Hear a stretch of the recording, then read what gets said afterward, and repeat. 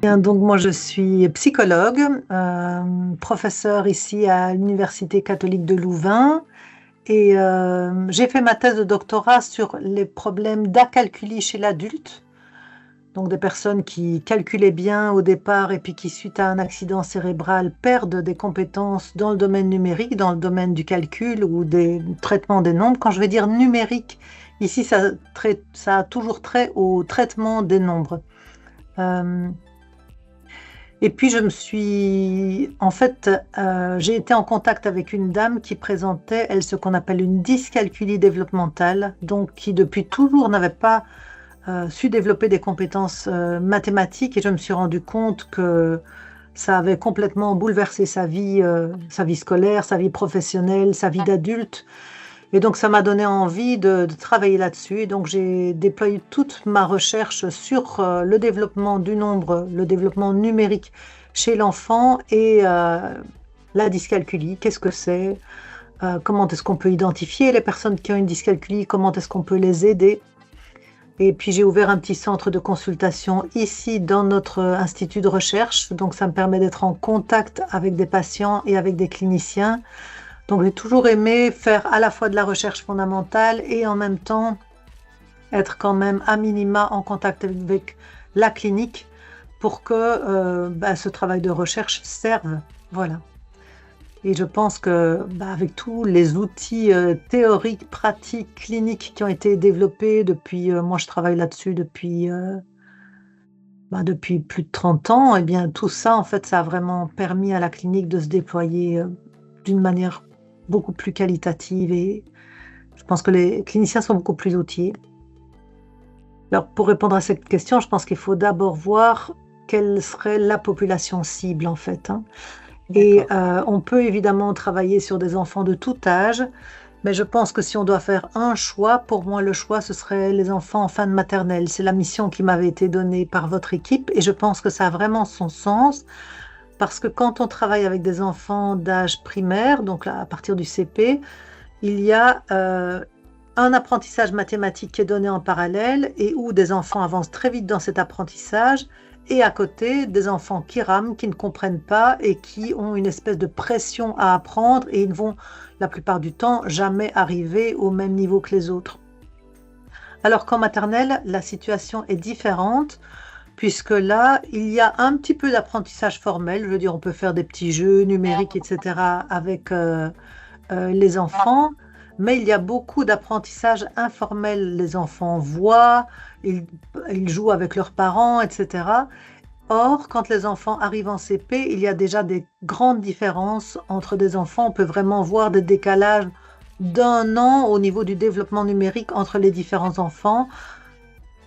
Par ailleurs, mettre en place des programmes d'intervention en classe, en maternelle, je pense que c'est plus facile parce que les profs ont moins de pression sur les apprentissages qu'ils doivent transmettre, donc il y a plus de place pour ça.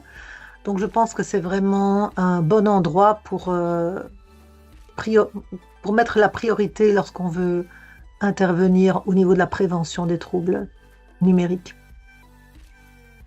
Alors, quelles compétences cibler? Les compétences à cibler, c'est toujours fonction de l'âge développemental de l'enfant, puisque les compétences numériques et mathématiques, ça se développe un peu comme un château de cartes avec différents étages, différentes compétences qui viennent s'installer sur les compétences précédentes. Et donc, il faut chaque fois travailler les premiers étages avant de construire de nouvelles compétences. Et donc, si on est en maternelle, vers 4-5 ans, il faut vérifier quelle est, par exemple, l'acquisition de la chaîne numérique verbale de l'enfant, l'élaboration de cette chaîne numérique verbale. Est-ce qu'il sait compter à partir d'un nombre différent de 1, par exemple? Est-ce qu'il sait compter son nombre de pas de comptage? Quelle est sa compréhension des mots nombres? Est-ce qu'il comprend que 4 c'est avant 5 et que ça veut dire que 4 c'est moins que 5? Et puis peut-être déjà des petites notions d'ajout et de retrait. Tiens, quand tu as 2 pommes, si tu en reçois encore 3, il y en aura combien? Et comment est-ce que cet enfant est outillé pour trouver des manières de répondre à la question? Donc toutes ces premières petites compétences sont des compétences cibles pour une intervention en maternelle et on sait que toutes ces mesures sont en fait des prédicteurs significatifs des compétences mathématiques ultérieures. Donc ça permettrait aux enfants qui sont en difficulté, puisque ma perspective à moi, ce serait de vraiment pouvoir voir dans les classes quels sont les enfants qui sont en difficulté et puis parmi ces enfants, pouvoir cibler, la prise en cha la le programme de prévention sur ces enfants. Donc, il y a toutes sortes de recherches qui se sont posées aussi la question de savoir, bon, le développement numérique, ça dépend aussi de fonctions cognitives générales comme, par exemple, la capacité d'opération logique, la mémoire de travail, de bonnes fonctions exécutives, donc tout un appareillage cognitif. On sait que c'est important et en même temps, il y a eu des programmes où on a essayé de développer ces compétences chez l'enfant. On voit d'abord que c'est pas simple de développer ces compétences chez l'enfant, d'améliorer par exemple les capacités de mémoire de travail, et qu'en plus les transferts sur le plan, de la cognition mathématique sont très faibles, très faibles. Donc vraiment, les programmes qui fonctionnent le mieux, ce sont des programmes où on agit directement sur les compétences numériques de l'enfant. Et on sait aussi que travailler sur des petits groupes d'enfants, c'est plus efficace que sur des grands groupes.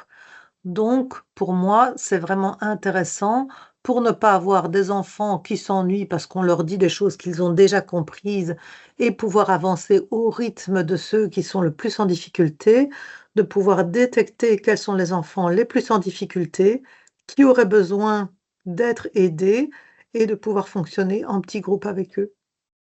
Je dirais qu'il y a beaucoup de choses à faire, que par rapport, à la lecture, le domaine du développement du nombre et des apprentissages mathématiques est un domaine qui a été quand même s'il a été f il est en développement, important depuis 30 ans, il est quand même, beaucoup moins, hem, j'ai envie de dire utilisé, on met moins de fonds là-dessus, il y a moins de programmes là-dessus.